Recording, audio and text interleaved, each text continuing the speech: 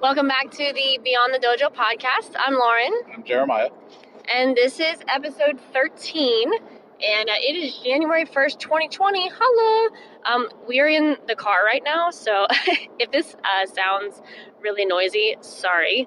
If it sounds horrible, I guess we'll redo this, but Yeah, that's kind of pointless. we tested it out and it didn't sound that bad, so anyway. To stick with the hype, we are going to talk about some of our goals and resolutions this year, maybe related to karate stuff, but also personal and business related and all of that fun jazz, and then wherever the conversation goes from there. We really didn't plan this out too much, so let's see where this conversation goes. Okay, who's going first? Rock, paper, scissors.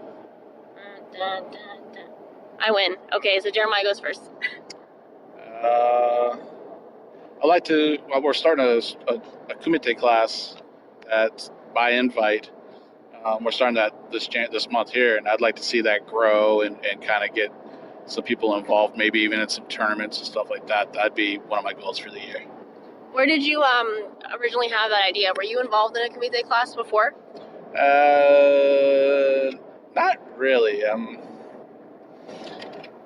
don't know. Just everybody has a kumite class nowadays. It seems like instead of trying to cover everything, they kind of separate that from the regular curriculum. I kind of agree with it. I think it's safer that way, and that way they understand. We're not ignoring the other two parts of karate so that we could do kumite in every class. Yeah. That's got a design time for it.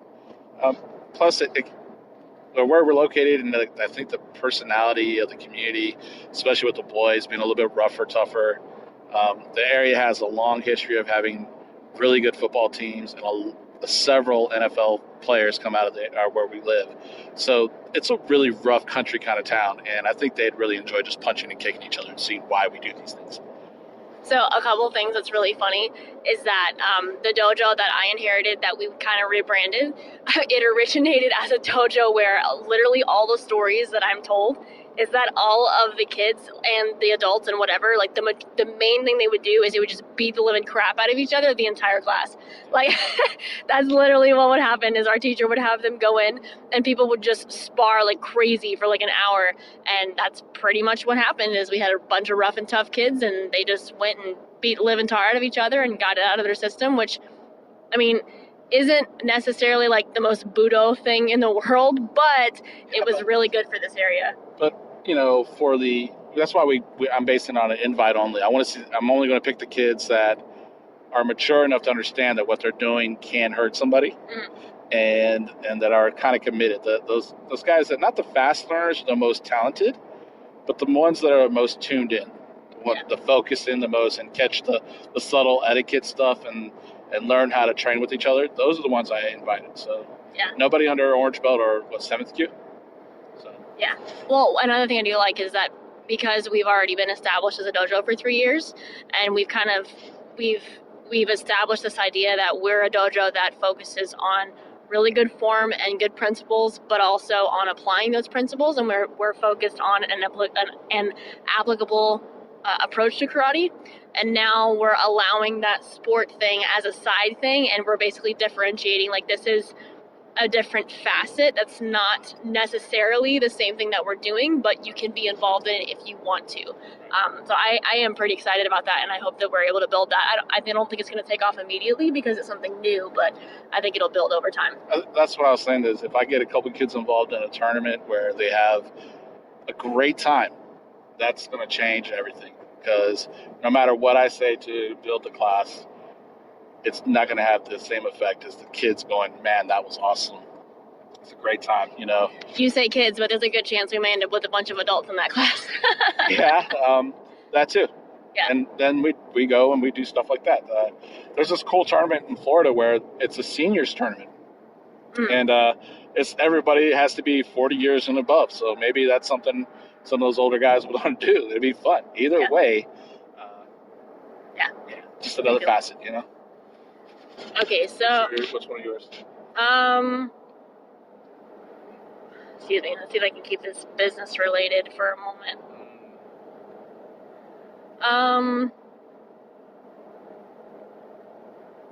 Well, let me just start with the first one on top of my head. So we had a discussion a couple weeks ago where you mentioned something that kind of, this is actually kind of personal. You mentioned that I tend to like start one project and then go and do another project, and then like not only is our home and the dojo like physically a mess sometimes, but like mentally I'm kind of a mess. So I'm gonna try to be better about when I start one project, seeing it all the way through before moving on to another one, and that's in like the little knick-knack tasks that I do, cleaning tasks, but also in business-related things. I do sometimes do this with karate stuff also, but I'm a little bit better. So like with training, I was just thinking about this. With training, I tend to not jump around too much from idea to idea. Instead, I ride something out until I'm sure that I've got a pretty good grasp of it, and then I move away from it kicking and screaming to finally training on some other idea. I don't know, but that's not always a good approach. Sometimes you need to vary things. That's funny because I'm completely the opposite. Yeah. I like to bounce off of idea to idea for while I'm training, trying to keep the ideas within a certain realm, and then, eventually I'll pick things up. I can't focus on something too long. I get so frustrated myself and so angry that I don't want to do it. And see, my problem is that when I have a problem, like an actual problem, I will fixate on that problem until I find a solution, even if that solution is, I need to set this aside for right now, but I don't know that until I've like mulled over it a whole bunch. And that's completely the opposite of how I do a lot of other things. Problems, that's how I focus. But if it's like a project or something, I do tend to jump around from thing to thing. So if I can take my perseverance for the issues in my life and put them toward my projects, I think I'll have some great success. So that's been, I actually, what's funny is because I work in the fitness industry, New Year's resolutions is a huge deal, and there's a big psychology component behind that. So I've literally paid attention to that for the past 6-7 years, and I don't agree with waiting until January 1st to start a New Year's resolution or to start a resolution. You start it whenever you resolve to do something. That's the moment that you turn around and you begin that new thing. So when we had the discussion 2 weeks ago or a week and a half ago, I was like, okay, starting today, I have all these projects I want to get done on our break. I'm not going to move on to a new project until I'm finished with this one. It's made me feel like I'm a little slower, but I'm probably not because I'm actually getting things done. So anyway, I have been doing it for a couple weeks. Your turn. Let's see.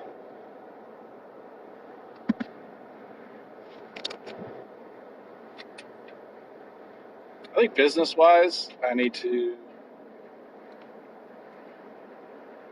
be more active in the parts of the business that I'm not. Okay. I'm comfortable teaching, and I'm comfortable talking to parents and creating these relationships. Not really comfortable with the business, like numbers and all that stuff, and I need to be a little more involved in that. I think that's my goal for this year, is not to take on roles or responsibilities, but understand more completely what our finances are, so that I can live accordingly and make the right decisions. Yeah. Well, I was thinking about this the other day. I feel like a lot of karate instructors are just so good, and they have a real heart for what they're doing, but they don't understand things like running a proper business, marketing, social media. If they were just a little bit better at that, I'm not saying even hire somebody, I'm saying just learn a couple of basic skills. I think that a lot of these dojos would just do so much better, and they would be able to flourish so much better because a lot of these people have great things to offer, whereas there are these, we talked about McDojos a few episodes back. You have these McDojos that are just the only thing that they focus on is the marketing and the money and all that stuff. They don't actually focus on creating strong relationships and teaching quality material. And so they're the ones getting all the clients, whereas we're like, please come into my dojo. Okay. Did you have anything you wanted to add to that? Okay. Just be more completely understanding what the business is, and having more an active role in it. That's all. Let's see. See, mine have been very general, the ones that I've thought through. More like personal related.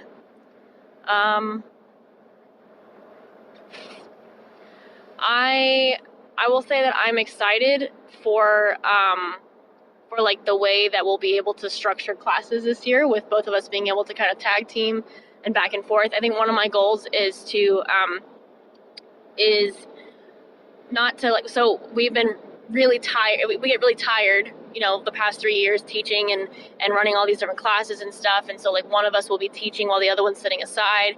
We've obviously tried to involve other instructors, but with the way things are going to go this year, I want to make sure I'm rested throughout the day before classes start, and then whenever like you're teaching, be more involved with the coaching aspect whenever you're teaching and being able to coach kids. But then also, you know, one of the things that we did before we ever even started dating was we used to teach classes, and we would tag team the classes, and we would literally split them in half.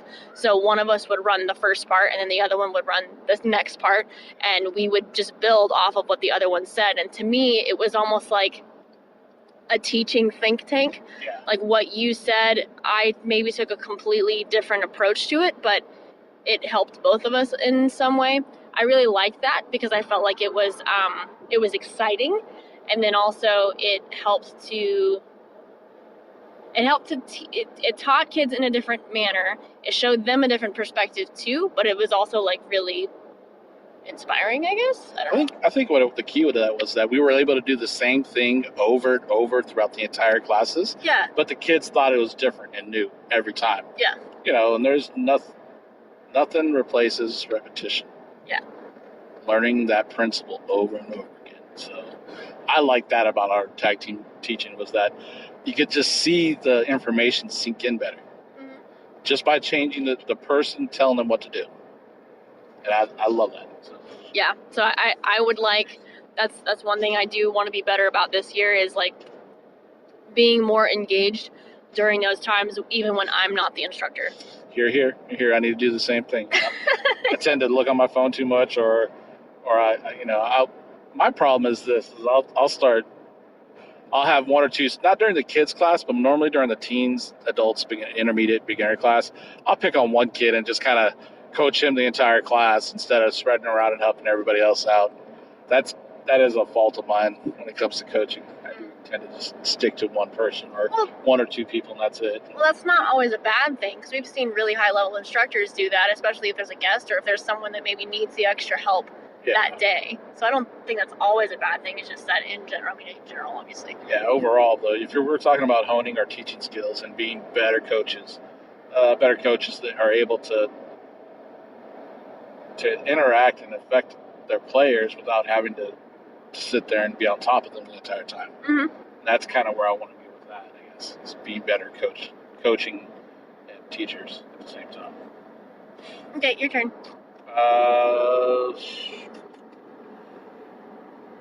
I'm gonna work my personal.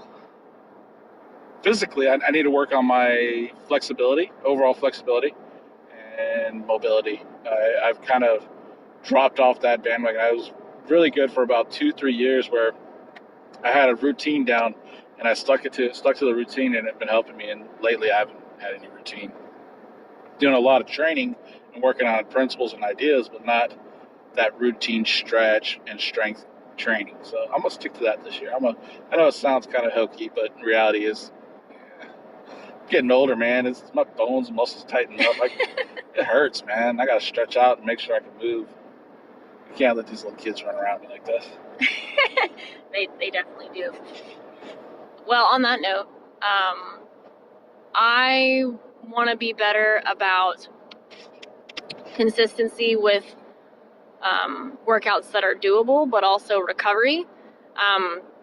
I have had some issues over the past 13 months with getting sick every single month. And I have gotten blood work done. I've been to the doctor. I've changed the way that I eat. I've changed the way that I work out, to the point that I'm hardly working out at all a lot of times. I just want to say, when she says she's getting sick every month for 13 months, that means I've been sick every month for 13 months also. Because I passed I'm well tired of it. I'm sick right now. Yeah. Well, I mean, now granted, we have adults, but we also have kids, and I tend to be very hands-on, like not like hands-on the children, but like, but when I have 4 and 5-year-olds that just have like snot running down their face and they're like slurping it into their mouth, and I'm just like gagging, and they can't get rid of their head cold. I'm like, I don't understand. I went through this when I was your age. Why am I getting sick like this now? But anyway, I don't know if that's completely it. I think part of it too is recovery. I am a hyperactive person, so because I go all the time, I feel like I don't feel the fatigue until I'm sick. So even like it's actually even a problem like when I work out, when I lift weights and stuff, or sometimes in karate classes too, but especially when lifting weights, I do not feel fatigue very much at all. I don't feel muscle strain. I don't feel like stress. I don't feel any negative effects until way after the fact, because I'm just a weirdo. But that's a big problem because it causes me to not monitor my recovery very well. So I'm going to try to do better about recovery, including on days where I'm not working out, where I'm at home, like running around doing whatever. And then also, I mean, I sleep well, but during the day. And then trying to do more sustainable workouts. Like literally the first thing I did when I woke up this morning was I went in and I did a workout that I wrote last night. Like I did it just in the living room with just some body weight stuff. But it's even though I've been lifting for a number of years, I feel really tired and kind of shaky because I've gotten so out of shape with all this being sick stuff. So that's a big one for me. Sick and tired of being sick and tired. Yeah, pretty much. Your turn.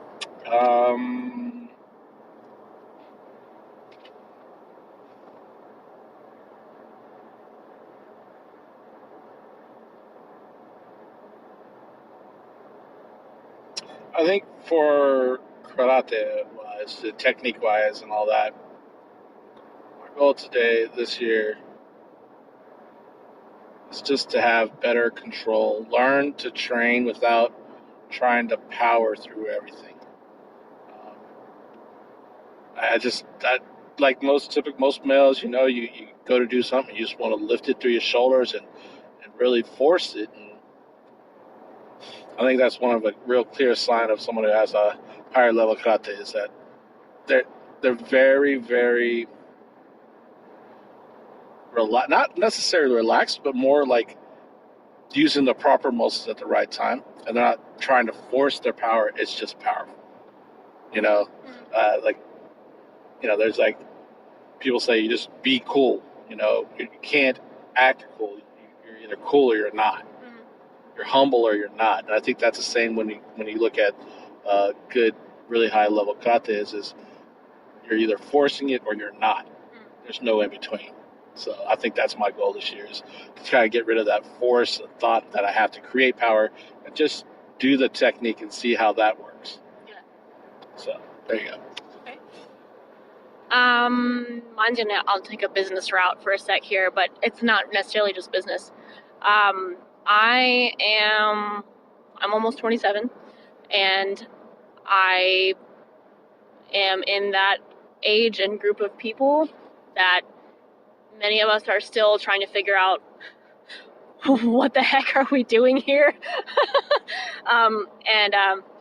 The cool thing about being married is I feel like you and I have been, we're karate people, so we spend a lot of time like self-reflecting anyway and trying to be better. And it's also in our personalities, and that helps, but also we are good at being able to not criticize each other, but also be like a sounding board and teach each other. And that's part of the reason why we like this podcast, because we use it as like a sounding board thing.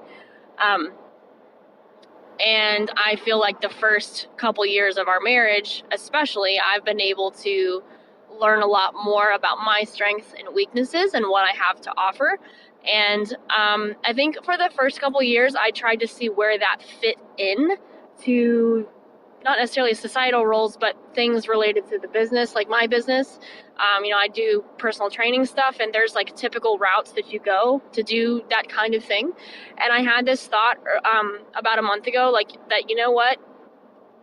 There is so much innovation that I don't have to do things the way that everybody else does them.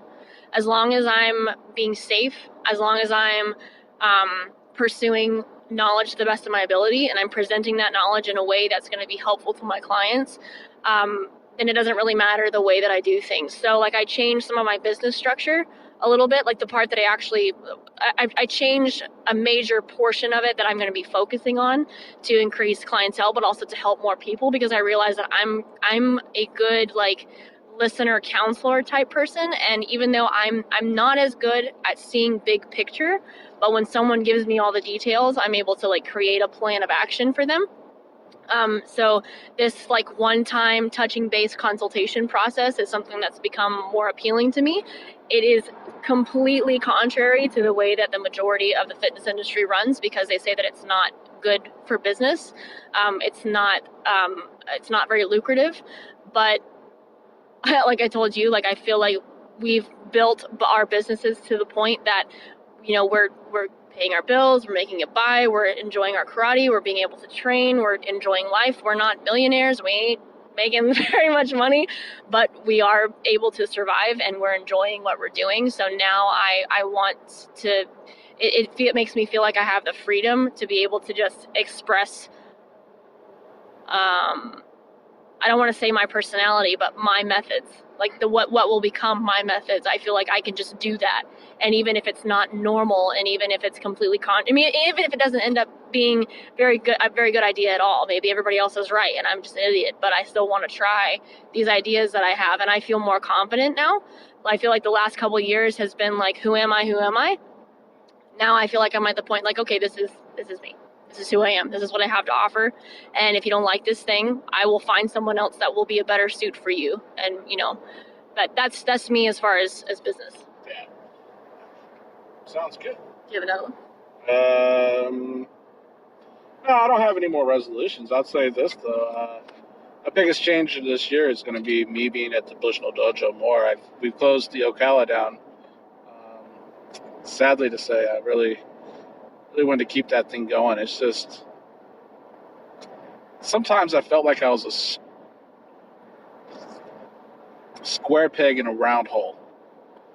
I just didn't fit in the area there. I just felt like it was a lot of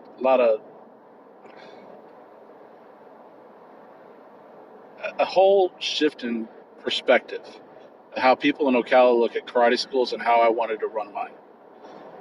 Not to say that the students I have from Ocala weren't great students. I mean, the kids I got from there are amazing kids. Every last one of them I taught were just, I mean, I feel like we have hope for the future with these kids that I've taught, not because of me teaching them, but if they're a reflection of the generation that's coming up, we got some really good-hearted people. You know, we got people that are looking out for the greater good, and I think that is awesome. There's hope in the new generations. It's just financially couldn't do it.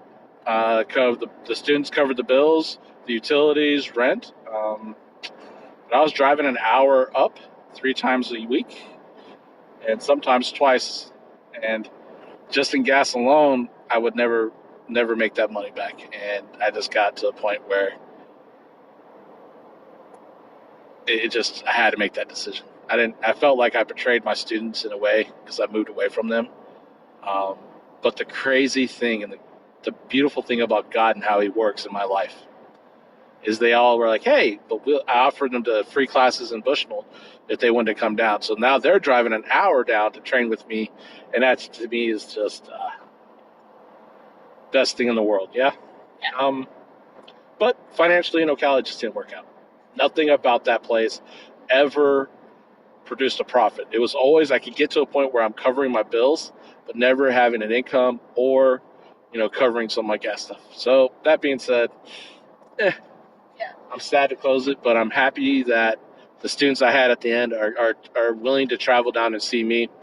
That means the world to me. So yeah, well, it's a testament to the way that you connected with them and the way that you taught them, and how much their families appreciated all that you've done for them too.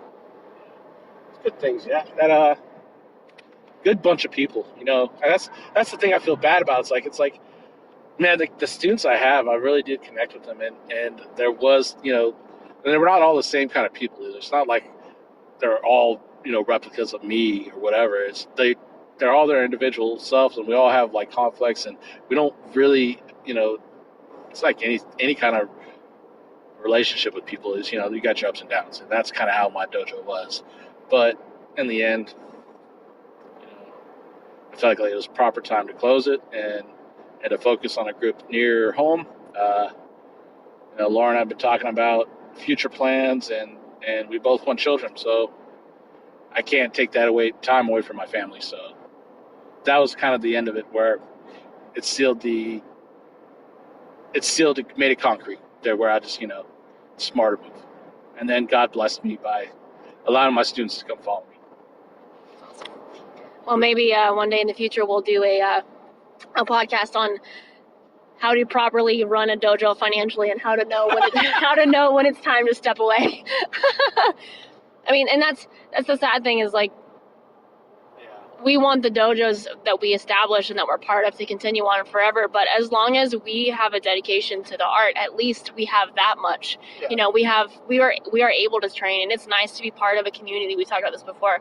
It's nice to be part of a community, and we always want that. And I think we should always maybe seek that, but also find some peace in knowing that, dude, we've come a long way. Yeah, no, I get that.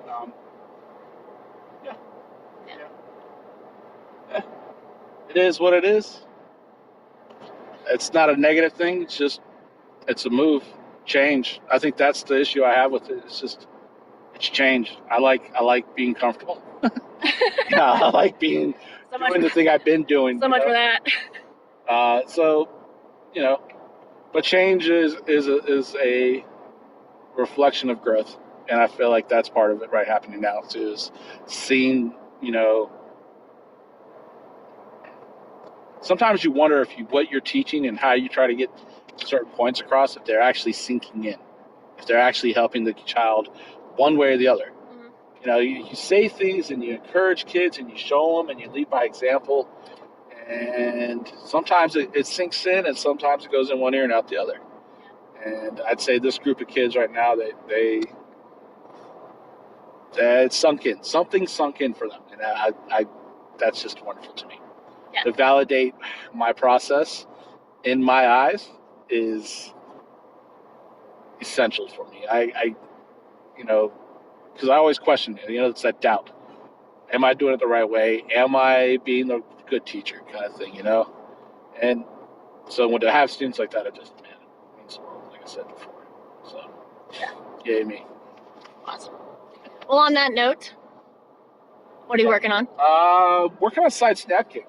Trying to get the timing of the roll in the hip, extension of the foot, and the snap back to be proper. I will say that I took a different approach this week, and I started out, I think 2 weeks ago, I started out wearing my shoes and doing side snap kick with my shoes on. Oh. And it kind of showed me something. Is like, I felt like I could control my kick better because I could feel my foot through the motion. Uh-huh. And I just did that slowly for a couple times. I mean, 40, 50 reps. The next time I trained, we have, Lauren's a personal trainer, so we have ankle weights and all that stuff. I put a 2.5 pounder on each ankle and been working with those ever since. I think that made a big difference. Knowing where my foot is, knowing what my leg was doing, I think my timing's getting better. It's obviously, and when I watch my videos, it's obvious that I'm still turning my hip over too early. But we'll get there. Yeah. What about you? Wants to show.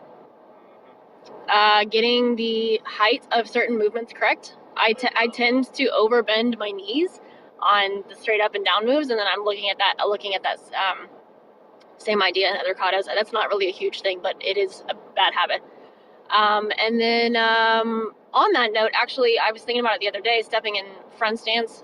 Something that we had worked on over the summer was rather than being super stiff when stepping forward with that front leg, trying to relax that knee and allow it to just kind of fall forward as you re-angle the lower part of the leg so that you can use it to drive off of. And I don't know, I just tend to end up holding too much tension in my quads again and then standing up straight. So I keep burping, sorry.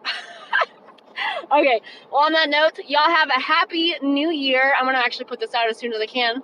Happy New Year's. Happy New Year, and see y'all next time. Bye.